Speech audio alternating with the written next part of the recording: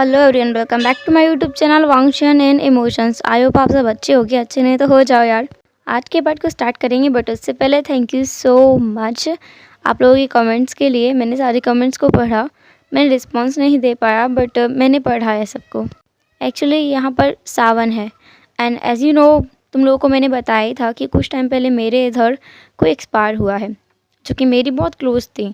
अभी बहुत सारे गेस्ट वगैरह आ रहे हैं तो मुझे इतना टाइम नहीं मिल पा रहा है कि मैं कमेंट्स का आंसर करूं, बट मैं ट्राई कर रही हूं कि वीडियोस में रेगुलरली अपलोड करूं। बिकॉज़ मुझे पता है अपने पेट में तितलियां लेकर सोते हैं हम लोग जब हम कोई एफएफ सुनते हैं, क्योंकि इतनी ज़्यादा एक्साइटमेंट रहती है हमें। तो मैं कोशिश कर रही हूँ कि मैं रोज़ अपडेट कर सकूँ, बट अगर नहीं कर पाऊँ तो समझ जाना यार। मैंने ऑलरेडी बता दिया कि मेरे घर पे बहुत सारे गेस्ट आ रहे हैं एंड गेस्ट जानते ही हो, कभी चाय दो, कभी नाश्ता दो, कभी पानी दो। वो लोग खुद से कुछ काम नहीं करते, कुछ भी नहीं उठाते खुद से। सो आप लोग समझ ही सकते हो कि मेरी क्या परेशानी है। खैर, अब हम आज के पार्ट को स्टार्ट करते हैं। लास्ट पार्ट में हमने देखा था लान कुरैन ने कहा था कि इन दोनों को ऐसी सज़ा मिलनी चाहिए जो इन्हें ज़िंदगी भर तक याद रहे, और ऐसी एक ही पनिशमेंट मेरी नज़रों में है, वो है कि इन दोनों ओमेगास को मेरे नेफ्यू, दोनों जो अल्फ़ा हैं, उनसे शादी करनी होगी। ये सुनते ही विंग ने और चैंग ने दोनों ने एक साथ कहा था क्या। वो दोनों बहुत ज़्यादा शॉक हो गए थे। दैन लान कुरैन ने उन दोनों की तरफ देखा और कहा, तुम दोनों की यही सज़ा है और मैं यही चाहता हूँ। वह अब कुछ नहीं बोल रहा था। उसे इतना तो पता है कि चैंग उस अल्फ़ा को पसंद करता है, तो शायद यही ठीक रहेगा। वो अकेले में जाके अपने पेरेंट्स से बात करेगा, कोई भी पनिशमेंट उसे दो, लेकिन उसे उस अल्फ़ा से शादी नहीं करनी है। वो अपने लिए मना कर देगा। ये सोच करके वो अभी के लिए साइलेंट हो गया। दैन लान कुरैन ने कहा, मैं अपने बड़े नेफ्यू के लिए आपके बड़े बेटे का हाथ मांगता हूँ। यह सुनकर विंग, चैंग और सिचन तीनों बहुत ज़्यादा शॉक में थे। वांग जी का कोई रिएक्शन नहीं था। विंग सोच रहा था ये क्या है, बड़ा तो वो है। वो और सिचन, नहीं, बड़े राजकुमार के साथ तो चैंग का होना चाहिए, चैंग उसे पसंद करता है। क्या उन लोगों ने सुना नहीं था चैंग ने क्या कहा था? तेन उसे याद आया, हाँ, उसे तो वो नहीं सुन पाए होंगे ना, क्योंकि अगर लान कुरैन वहाँ होता उसके आसपास तो वो पहचान जाता। वो अपनी माँ को नहीं पहचान पाया क्योंकि उनके पास वो तालिस्मा था। उनकी माँ को तो पता है ना। वो अपनी माँ की तरफ देख रहा था कि माँ शायद कुछ कहेगी। मैडम ने कहा, कुरैन, लेकिन तुम्हें नहीं लगता कि तुम्हें एक बार और सोच लेना चाहिए? कुरैन ने कहा, तुमने अभी कहा कि मैं उन्हें सज़ा दे सकता हूँ। देन मैडम ने कहा, मेरा मतलब वो नहीं है। मैं कहना चाहती हूँ कि तुम अपने बड़े बेटे की शादी मेरे छोटे बेटे से कर दो, बड़े बेटे की शादी छोटे बेटे से कर दो। कुरैन ने कहा, नहीं, वो एक क्लान फुरन बनने के बिल्कुल काबिल है। मैंने देखा है उसे यहाँ रहते हुए, ऑब्ज़र्व किया है, वो बहुत अच्छा है। लान कुरैन खुलकर बोलना चाहता था। उसके मन में था कि विंग बहुत ज़्यादा शार्प है, टैलेंटेड है, इंटेलिजेंट है, वो उनके क्लान के लिए बिल्कुल परफेक्ट है और उसे वहाँ की महारानी होना चाहिए, और महारानी वो सिचन से शादी करके ही बन सकता है। वो सिचन को क्लान संभालने में बहुत अच्छे से हेल्प कर सकता है, उसके लिए बेस्ट पार्टनर है। बट विंग नहीं चाहता ये। उसे था कि चैंग उस अल्फ़ा को पसंद करता है, वो तो इन दोनों में से एक को भी पसंद नहीं करता। सिचन कहीं ना कहीं चैंग को पसंद करता था, इसलिए वो भी अपने अंकल की तरफ देख रहा था कि उसके अंकल काश कि ये डिसीजन बदल दें, जो उस ओमेगा की माँ कह रही है वो मान जाए। कुरैन ने कहा, मैं सिचन के लिए आपके पहले बेटे वी वुशान का ही हाथ चाहता हूँ। दोनों बात साथ रहेंगे, दोनों भाई आपस में लड़ाई नहीं करेंगे कभी भी, तो ये हमारे क्लान के लिए भी बहुत अच्छा है। वहाँ पर मैडम यू ने बहुत समझाने की कोशिश की, लेकिन वो लोग समझे ही नहीं। कुरैन को वो नहीं समझा पाई। वो खुद भी इन बच्चों के सामने खुलकर बात नहीं कर पा रही थी, तो उसने उस समय के लिए तो हामी भर दी। जियांग चैंग को ना अपने दिल में एक दर्द महसूस हो रहा था, एक कसक उठ रही थी उसके मन में। सेम एज लान सिचन, उन्हें भी अच्छा नहीं लग रहा था। उन्हें वुशियान से शादी नहीं करनी है। उन्हें वो वुशियान बिल्कुल पसंद नहीं है। मतलब एज ए ब्रदर वो उन्हें देखते हैं। उन्होंने सिर्फ चैंग को पसंद किया है। जब उन्होंने पहली नज़र चैंग को देखा था उस तालाब के पास, तभी उन्होंने सोच लिया था कि उनका धर्म तो भ्रष्ट हो गया है। उन्हें तब से ही चैंग के बारे में बहुत गलत ख्याल आ रहे थे, पर वो अपने आप को रोक रहे थे क्योंकि उन्हें नहीं पता था कि चैंग उनसे शादी करेगा कि नहीं। एंड आज जब अंकल ने अचानक कहा, वो थोड़े सरप्राइज तो थे लेकिन खुश भी हो गए थे। लेकिन अब उन्हें बहुत ज़्यादा दुख हो रहा है, उन्हें बहुत बुरा लग रहा है, क्योंकि वो चैंग को पसंद करने लगे हैं। उन्होंने कभी नहीं सोचा था कि अगर वो इन सबको विंग के प्लान के बारे में बताएंगे तो इतनी बड़ी गड़बड़ हो सकती है। उन्होंने सोचा था कि इन दोनों ओमेगाओं को कोई हल्की फुल्की सज़ा मिल जाएगी। वो खुद भी विंग की तरह उन दोनों के साथ मस्ती करना चाहते थे, पर उन्होंने सब गड़बड़ कर दी है। सब लोग अपने अपने रूम में चले गए थे क्योंकि कोई किसी की बात मानने को तैयार ही नहीं था। विंग और चैंग अपने रूम में आए। रूम में आने के बाद में चैंग विंग के गले रखकर ज़ोर ज़ोर से रोने लगा क्योंकि उसे बहुत बुरा लग रहा था। वो अपने इमोशंस किसी के सामने शेयर नहीं करता, लेकिन विंग के सामने करता है, उसे सब कुछ बताता है। विंग खुद भी चैंग को सब कुछ बताता है। किसी और के सामने वो इतना खुलकर बात नहीं कर पाता, ना ही अपने सिजे के सामने, ना ही जिन जिशवान के सामने। विंग ने उसे संभालते हुए कहा, चैंग तुम रो मत, मैं कुछ ना कुछ ज़रूर कर दूँगा, तुम टेंशन मत लो। चैंग ने रोते हुए कहा, नहीं विंग, माँ नहीं मानेगी। तुमने देखा ना, माँ की बात उस ओल्ड लान ने बिल्कुल नहीं सुनी। तुम देख सकते हो ना। विंग ने कहा, मैं देख सकता हूँ, मैं समझ सकता हूँ। क्या तुम्हें अपने बड़े भाई पर भरोसा नहीं है? चैंग ने कहा, मुझे बहुत है। तुम सच में संभाल लोगे ना विंग? विंग ने कहा, हाँ, तुम मुझ पर भरोसा करो, मैं सब संभाल लूँगा। देन विंग ने कहा, और तुम रो क्यों रहे हो? उस अल्फ़ा को क्या तुम्हारी बिल्कुल चिंता नहीं है? मैंने देखा है, वो भी तुम्हें पसंद करता है, बट उसने वहाँ एक शब्द भी नहीं बोला। मुझे तो उस पर गुस्सा आ रही है। विंग ट्राई कर रहा था कि चैंग थोड़ा गुस्से में आ जाए। वो ये जानबूझ के कर रहा था ताकि उसका रोना तो बंद हो। अगर वो रोता रहा तो उसकी आंखें सूज जाएंगी, गला भर जाएगा और इससे उसकी तबीयत पर भी असर पड़ सकता है। गुस्सा करना थोड़ा ठीक है, एटलीस्ट रोने से तो बेटर ही है। इसलिए विंग चैंग को प्रवोक कर रहा था। चैंग ने रोना तो बंद कर दिया था, लेकिन गुस्सा उसे विंग के ऊपर आ रहा था। उसने कहा, ये सारी कारस्तानी तुम्हारी है, ना तुम वो प्लान बनाते और ना हम यहाँ फंसते। विंग बेचारा अपने खोदे हुए गड्ढे में गिर गया था, जिसमें वो जेवुजुन को गिराना चाहता था। अब उसमें वो गिर गया था।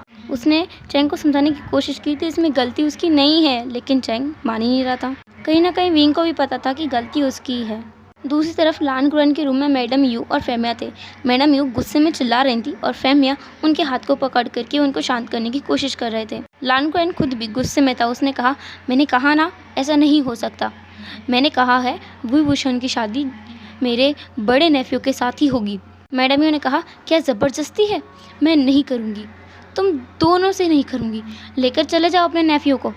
मैडम यू ने बता दिया था कि चैंग सिचेन को पसंद करता है और वो चैंग के साथ नाइंसाफ़ी नहीं होने देंगी, बिल्कुल भी नहीं। लेकिन मास्टर लान कुरैन तो मानने को तैयार ही नहीं था। फेमिया मैडम यू को लेकर के रूम में गया। फेमिया ने मैडम यू को वहीं बेड पर बिठाया, उन्हें पानी पिलाया और कहा, यू तुम ऐसा क्यों बोल रही हो? ऐसा क्या है जिसे तुम चैंग की शादी सिर्फ और सिर्फ सिचेन से कराना चाहती हो? देन मैडम यू ने कहा, मैंने तुम्हें बता दिया है ऑलरेडी, चैंग सिचेन को पसंद करता है। मैंने जंगल में सुना था, उसने कहा था कि वो उसे पसंद करता है। फेमिया ने कहा, अच्छा। चैंग ने कुछ दिन पहले ही कहा था कि वो जिन जिशन को पसंद करता है, लेकिन फिर वो तुरंत बदल भी गया था। एंड देन उसने फिर कहा था कि वो लॉन्ग फेंग को पसंद करता है, फिर भी उसने कहा कि वो उसे नहीं करता। उसकी पसंद बदलती रहती है, तुम उस पर ध्यान मत दो।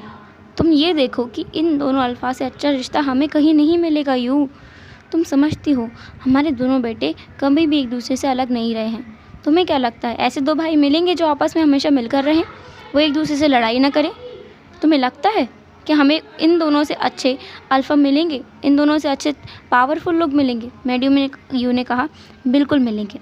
मेरे बेटों के लिए इनसे 100 गुना अच्छे लोग रखे हुए हैं। फेमिया ने कहा, अच्छा कहाँ है, बताना तो।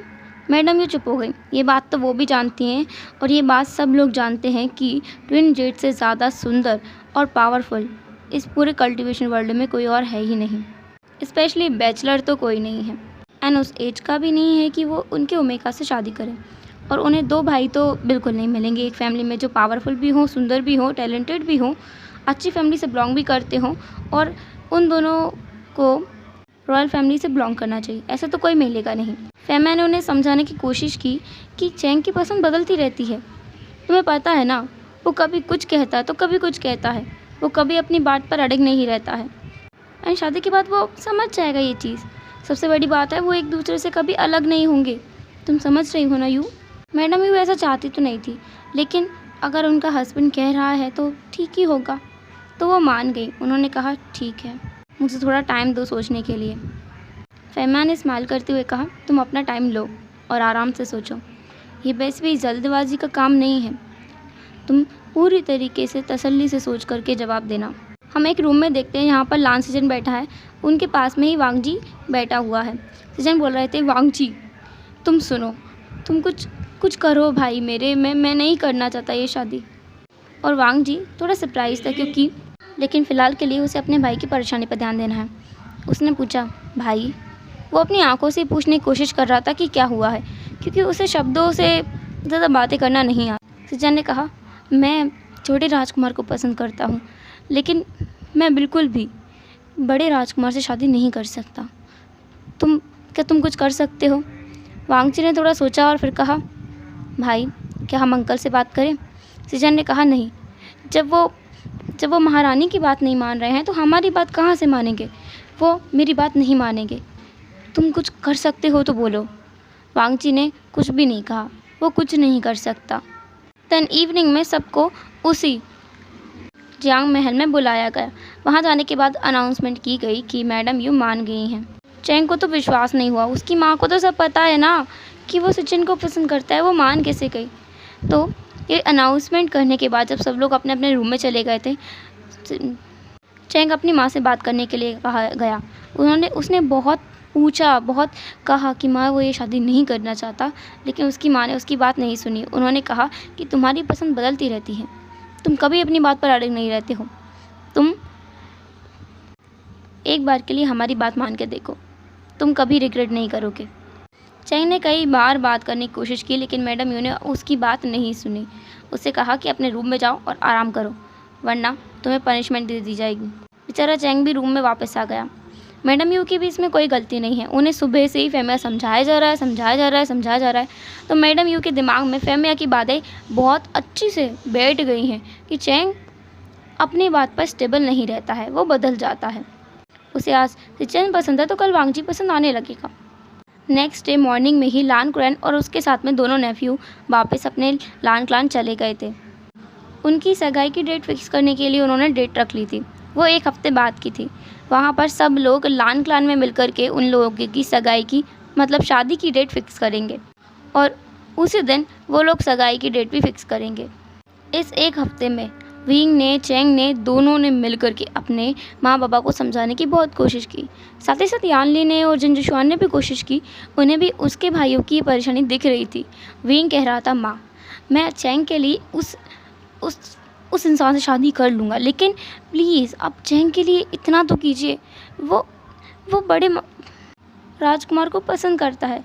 लेकिन मैडम यू तो सुन ही नहीं रही थी, क्योंकि फेमिया उन्हें रोज़ रात को समझाते थे कि वो बच्चे हैं, अभी कुछ नहीं समझते, अकल के कच्चे हैं, हम जो कर रहे हैं वो बिल्कुल सही कर रहे हैं, उनकी भलाई के लिए कर रहे हैं। और फ्यूचर में तुम खुद देखना, वो दोनों हमसे थैंक यू भी कहेंगे इस चीज़ के लिए।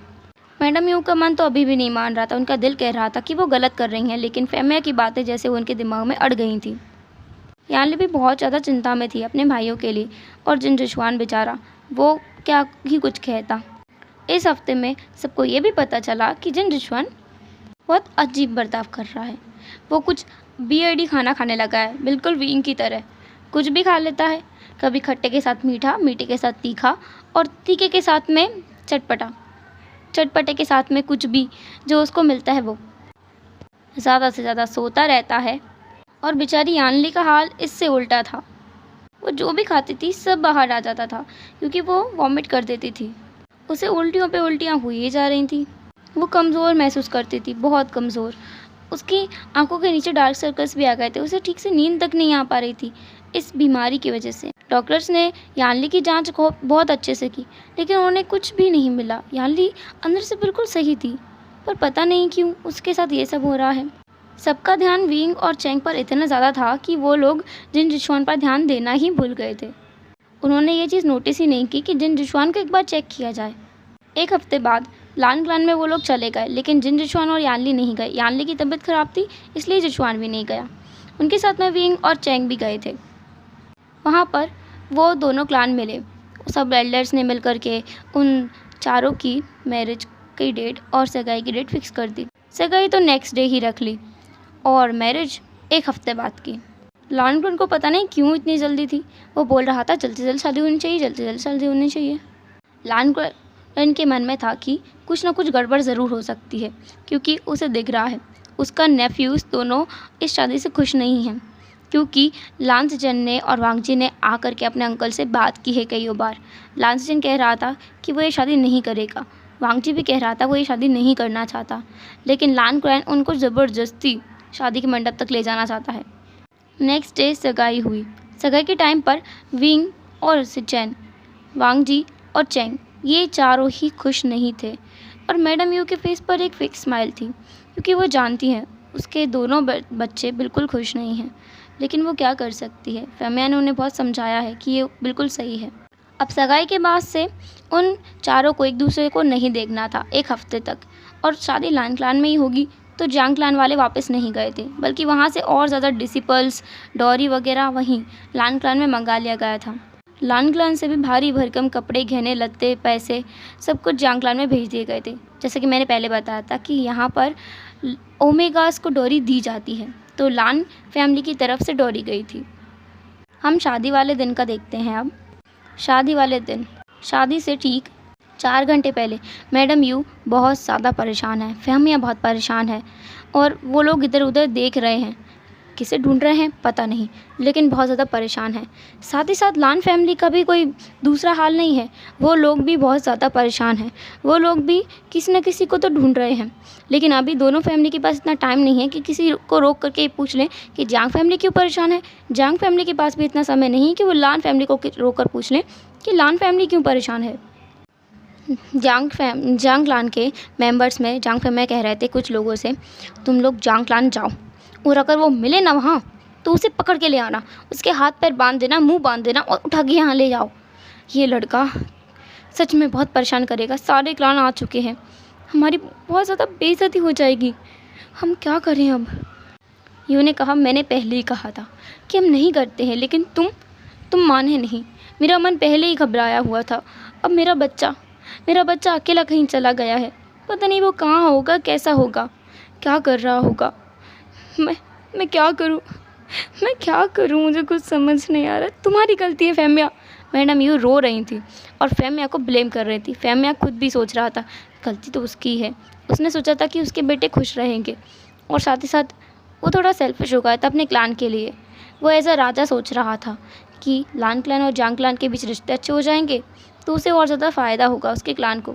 दूसरी तरफ लान क्लान किसी पे भड़क रहा था और कह रहा था, तुम बताओ तुम्हारा भाई है कहाँ, वो कहाँ गया है। सिचेन सामने खड़ा था, अपने घुटनों के बल बैठा हुआ था, अपने सर को उसने नीचे झुकाया हुआ था, उसकी आंखें बंद थी, उसकी मिट्टियाँ बिछी हुई थी। उसने कहा, अंकल मैंने आपसे पहले कहा था कि वो ये शादी बिल्कुल नहीं करना चाहता, लेकिन आप नहीं माने। तो लानक्लान ने कहा, शादी तो तुम भी नहीं करना चाहते थे, तुम यहाँ क्यों रुके हो। सिचेन ने कहा, मैंने नहीं कहा कि मैं नहीं करना चाहता, लेकिन मैं बड़े राजकुमार से नहीं करना चाहता था। लानक्लान को बहुत गुस्सा आ रहा था। उसने कहा, एक बार आज का दिन निकल जाने दो, फिर तुम्हें और तुम्हारे उस मक्कार को दोनों को मैं अच्छे से सजा दूंगा। उसे ना बहुत ज़्यादा गुस्सा आ रहा था। दूसरी तरफ मैडम यू चेंग के दोनों हाथों को पकड़े हुए बैठी हुई थी। चेंग एक कुर्सी पे बैठा हुआ था। मैडम यू ने कहा, बेटा प्लीज़ बता दो आशन कहाँ है, वो कहाँ गया है, मुझे उसकी चिंता हो रही है। तुम अगर ये शादी नहीं करना चाहते तो कोई बात नहीं, मैं ये शादी अभी तोड़ दूँगी, लेकिन वुशियान कहाँ है, आशन का पता बता दो। जांगचन ने कहा, माँ मुझे नहीं पता, वो भी रो रहा था। उसने कहा तो था विंग से कुछ करने के लिए, लेकिन उसे बिल्कुल भी पता नहीं था कि विंग एक्चुअली में शादी से भाग जाएगा। आशन का मुझे नहीं पता माँ, कहाँ गया है वो। लानक्लान वहाँ आ गया था, उसने नॉक किया। मैडम यू ने अंदर से ही पूछा, कौन। उन्होंने अपनी आवाज़ को थोड़ा अच्छा कर लिया था कि पता नहीं कौन आ गया है। बाहर से कुरैन ने भी अपनी वॉइस को थोड़ा अच्छा करते हुए कहा, मैं हूँ। तो मैडम यू ने दरवाज़ा खोल दिया। कुरैन अंदर आया, उसने देखा कि यहाँ पर सिर्फ चेंग है। उसे लगा शायद वुशियान कहीं यहीं होगा, आसपास घूम रहा होगा, क्योंकि उनके क्वार्टर्स को लान फैमिली के क्वार्टर से काफ़ी दूर रखा गया था, तो वो यहाँ आराम से घूम सकता है। कुरैन के फेस पे वरिड एक्सप्रेशंस थे, जैसे कि वो बहुत ज़्यादा घबराया हुआ है। मैडम यू खुद भी बहुत ज़्यादा परेशान थी। दोनों ने ही एक दूसरे के चेहरे को बिल्कुल भी ऑब्जर्व नहीं किया, जिससे उन दोनों को नहीं पता चला कि वो दोनों ही परेशानी में हैं, वो दोनों ही टेंशन में हैं। तभी वहाँ पर फेमी एकदम से आया, उसने कहा यू मुझे पता नहीं, लेकिन वो रुक गया। उसने जब कुरैन को वहाँ देखा, उसने पूछा तुम यहाँ? कुरैन ने वो करते हुए कहा फेमिया मुझे माफ़ करना, लेकिन ये शादी अब नहीं हो सकती। फेमिया के तो पैरों तले से ज़मीन खिसक गई थी। कुरैन इस बात के लिए मना कर रहा है? वो कब से उनके पीछे पड़ा हुआ था इस चीज़ को लेकर के। अचानक से शादी के 4 घंटे पहले कौन मना करता है? मैडम ये भी गुस्से में आ गई। उन्होंने कहा तुम अगर उस दिन ही मान जाते तो आज ऐसा नहीं होता। तुम्हारी वजह से मेरे बच्चे का कोई अता पता नहीं है। कुरैन कन्फ्यूज़ हो गया। देन उन्होंने बताया कि वुशियान ये शादी नहीं करना चाहता था, इसलिए वो भाग गया है। दूसरी तरफ कुरैन ने भी कहा कि हाँ, वांगची भी ये शादी नहीं करना चाहता, इसलिए वो भी भाग गया है। कुरैन ने नहीं बताया कि सिचेन इस शादी को नहीं करना चाहता था और वो वुशियान से शादी नहीं करना चाहता था, वो चेंग से शादी करना चाहता था। ये बात जांग क्लान ने भी छिपा ली थी, क्योंकि उन्हें डर था कि इतनी बदनामी तो हुई है, अब और ज़्यादा ना हो। मैडम यू को कुछ आया दिमाग में। उन्होंने कहा ये शादी पहले तुम चाहते थे, लेकिन अब हम चाहते हैं। कुछ भी करो, तुम्हारे बड़े बेटे से मेरे छोटे बेटे की शादी कर दो। मैडम यू ने कह तो दिया था, लेकिन लान को जैसे सोने का पिंजरा मिल गया था, या कहो सोने का खजाना मिल गया था। उसने तुरंत आकर दी। इस बात से मैडम यू और जांग फेमिया दोनों को शौक लगा, लेकिन वो मान गए थे। एंड उसके बाद में लान वहाँ से थोड़ी और बातें करके, चेंग को थोड़ा देख करके और वहाँ से चला गया। फेमिया भी वहाँ से चले गए, लेकिन अभी भी विंग को ढूंढना बाकी था। लान क्लान वाले भी वांगजी को ढूंढने में लगे हुए थे, क्या पता शादी से पहले मिल जाए। मैडम यू ने थोड़ा एक पेनफुल स्माइल किया और कहा चेंग क्या तुम अब खुश हो? चेंग अपनी माँ को गले लगा लिया और कहा माँ क्या वुशियान ठीक होगा? अब तो मैडम यू को बिलीव हो गया था कि चेंग को नहीं पता वुशियान कहाँ है। उन्होंने कहा वो ठीक रहेगा, वो एक बहुत अच्छा कल्टीवेटर है, उसे कुछ नहीं हो सकता। देन चेंग ने घबराते हुए कहा माँ उसकी देन मैडम यू ने कहा उसकी हीट आने वाली है। वो दोनों एक साथ वरिड थे। ये बात मैडम यू को अभी याद आई। वो और भी ज़्यादा वरिड हो गई, लेकिन फ़िलहाल के लिए तो उन्हें चेंग को संभालना था। उन्होंने चेंग को बिठाया और उसे रेडी करना स्टार्ट किया। वहाँ पे कुछ डिसिपल्स भी आ गए थे, जो कि चेंग को रेडी करने में उनकी हेल्प कर रहे थे। अब हम देखते हैं जंगल का सीन। जंगल में विंग बढ़िया टहलते हुए चल रहा है और सोच रहा है मैंने कितने अच्छे से चकमा दिया ना उस बुढ़े को। वो बुढ़ा ज़बरदस्ती में मेरी शादी चलाना चाह रहा था। मैं नहीं करने वाला किसी से शादी वादी। मैं तो अपने क्लान में रहूँगा और बहुत सारे ओमेगास को छेड़ूँगा, अल्फास को भी छेड़ूँगा, मज़ा आएगा। विंग आगे चलते जा रहा था। वो अपने साथ काफ़ी सारे पैसे लेकर आया था। उसने अपनी उस पोटली की तरफ देखा जिसमें वो बहुत सारा खाना पीने का सामान और पैसे लेके आया था। वो छोटी सी पोटली थी, लेकिन उसके अंदर काफ़ी जगह मालूम पड़ती है। विंग ने उस पोटली को अपने हाथ में लिया और कहा बस कम से कम मैं 1.5 साल तक तो अपने घर से दूर रह ही सकता हूँ। इतना सारा सामान इसमें है, इतना सारा पैसा इसमें है। उसने बस ये कहा ही था, तभी एक तीर उस पोटली को लेकर के एक पेड़ पर जाके लगा। वो पोटली भी उस तीर की वजह से वहीं पेड़ पर लग गई थी, चिपक गई थी। विंग पहले बहुत सरप्राइज था, तनु से बहुत गुस्सा आया। वो पीछे मुड़ा। हेलो एवरीवन, तो कैसा रहा आज का पार्ट? जो भी हो जैसा भी हो मुझे ज़रूर बताना। और कल हम देखेंगे हमारे सिचेन और चेंग की शादी। साथ ही साथ विंग को ये तीर किसने मारा ये भी हमें पता चलेगा। आखिर कौन है विंग के पीछे? खैर इसके लिए तो तुम लोग वेट करो, हम लोग फिर मिलेंगे नेक्स्ट पार्ट में। तब तक के लिए टाटा के बाय बाय, अपना ख्याल रखना।